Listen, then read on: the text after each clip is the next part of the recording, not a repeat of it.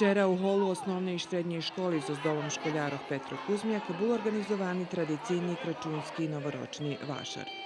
Predavali sme vinčovanky, boli sme na rodzeným dňu i praveli sme tie vinčovanky. A teraz sme mohli sami svoje kupovať, aj sami druhý kupovať. Tu sme na koncu toho novoročno-kračunského vašára, ktorý postal už tradícia u našej školy i každý rok nám vše úspěšnější. Školáre še odvolali jedno so svojima nastavnikami, profesorami, dali svoj doprinos, že by to vašar bol stvarno udatný.